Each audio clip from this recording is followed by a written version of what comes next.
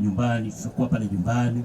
Yupo Karo pale nyumbani ambaye amekaa muda mrefu akimtuza mama yule akiwa hawezi. Lakini yuko pia Teri Dar es Salaam. Mama akiwa haipo hapa, yuko Dar es Salaam na yuko kwa Bwana Teri mkwe wetu aliyemuoa Rose. Mungu wa mbinguni awabariki jamani watoto wangu. Amina. Awabariki wote ambao mmekuja, mlikuwa mnakuja, mnatembelea, mnatufariji kwa hali na mali. Hatuna cha kuwarudishia. Mbarikiwe sana. Asanteni sana. Baada ya hapa jamani, mmemaliza. Mkitaka kuja tena pale jioni, jioni, hata kesho jioni, lakini mmezika mpendwa wenu Penina. Mungu awabariki watumishi wa Mungu tena na tena. Hatuwezi kukoma kusema asante. Asanteni kwa huduma nzuri, na amini ni ya kutukuka. Amina. Amen.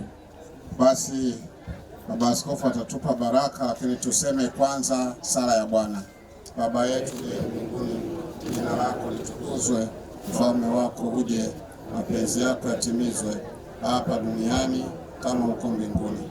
Tupe leo riziki yetu, tusamehe makosa yetu kama nasi tunavyowasamehe waliotukosa, usitutie majaribuni, lakini utuokoe na yule mwovu, kwa kuwa ufalme wako na nguvu na utukufu hata milele.